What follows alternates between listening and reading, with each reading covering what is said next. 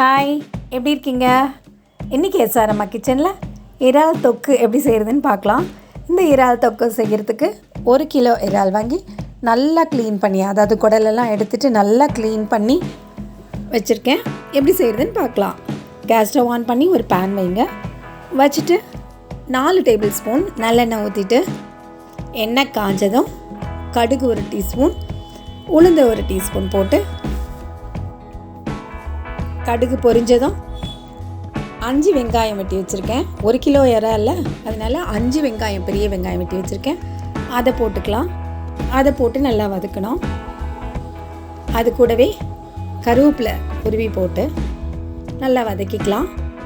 வெங்காயம் நல்லா வதங்கணும். நல்லா வதங்கட்டும். அது வதங்கிறதுக்காக கொஞ்சமாக உப்பு போட்டால் நல்லா வதங்கிடும். அதுக்காக லேசாக உப்பு போட்டிருக்கேன். இப்போ நல்லா வதக்குவோம். வதக்கிட்டு 2 டீஸ்பூன் இஞ்சி பூண்டு விழுது சேர்த்துக்கலாம். இது இஞ்சி பூண்டு விழுது இந்த எண்ணெயில் வதங்கும் போதே நல்லா கமகமன்னு வாசனை வரும். இன்னும் நல்லா அதில் பச்சை வாசனை போகிற அளவுக்கு நல்லா வதக்கணும். மெதுவாக வதங்கட்டும். அதுக்கு நடுவில் 3 தக்காளி எடுத்து மிக்சியில் அடித்து வச்சுக்கலாம். அதையும் சேர்த்துடலாம். சேர்த்து அதுவும் நல்லா வதங்கணும்.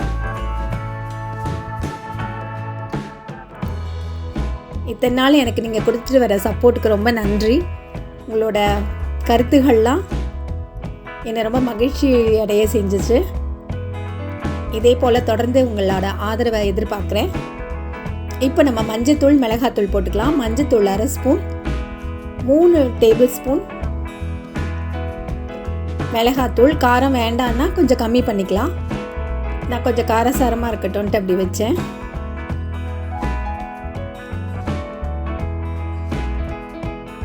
நல்லா இதுவும் நல்லா வதங்கிடணும் எண்ணெயிலேயே. ஏன்னா இறா ரொம்ப நேரம் எண்ணெயில் இருக்க போகிறதில்ல, அதனால் இந்த வாசனை எல்லாம் போகிற அளவுக்கு முதலையே நல்லா வதக்கி வச்சுக்கணும்.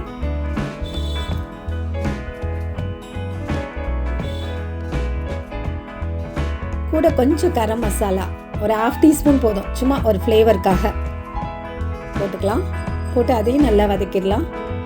எல்லாம் சேர்ந்து நல்லா வதங்கிடுச்சு எண்ணெயில். பச்சை வாசனை எல்லாம் போயிடுச்சு.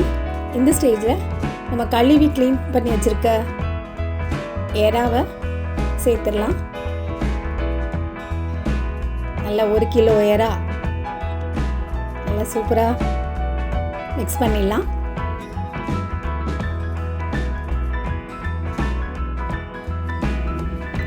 நிறைய இருக்கும்போது அது சீக்கிரமாகவே குக் ஆகிடும்.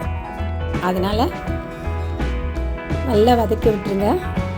வதக்கி விட்டுட்டு அதுக்கு தேவையான அளவு உப்பு சேர்த்துக்கலாம். அப்படியே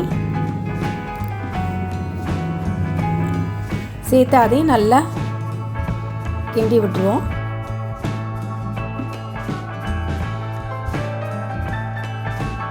இன்னும் இதில் சின்ன வெங்காயம் வெட்டி போட்டால் இன்னும் ரொம்ப டேஸ்ட்டாக இருக்கும். ஸோ இவ்வளோ இதுக்கு சின்ன வெங்காயம் வெட்டுறதுக்கு டைம் இல்லை, அதனால தான் நான் பெரிய வெங்காயம் வெட்டி போட்டுட்டேன். நம்மளுக்கு சுவை இன்னும் கூடுதலாக கிடைக்கணுன்னா சின்ன வெங்காயம் போட்டுக்கலாம்.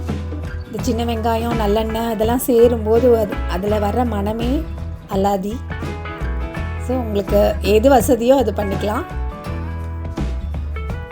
சீக்கிரம் வெந்துடும். எறா கூட ஒரு 5 நிமிஷத்தில் குக் ஆகிடும். இது ரொம்ப பெரிய எறா கிடையாது, மீடியம் சைஸ் எறா, ஆனால் ஃப்ரெஷ்ஷான எறா. அதனால் கண்டிப்பாக நல்லா டேஸ்ட்டாக இருக்கும். அதுவும் லாஸ்ட்டில் ஒரு சீக்ரெட் இன்க்ரீடியன்ட் போடுவேன், அது என்னன்னு பார்க்கலாம். இப்போ தேவையான அளவு கொஞ்சம் தண்ணி ஊற்றி நல்லா வேக வச்சிடலாம். ஒரு தட்டு போட்டு மூடி வச்சிடலாம். சீக்கிரம் குக் ஆகிடும். அதனால் ரொம்ப தண்ணி ஊற்றிட வேண்டாம், அளவாக தண்ணி ஊற்றி மூடி வச்சிடலாம். இப்போ பாருங்கள், எடுத்து பார்த்தா ஒரு தடவை நடுவில் கிண்டி விட்டுட்டு வைக்கலாம்.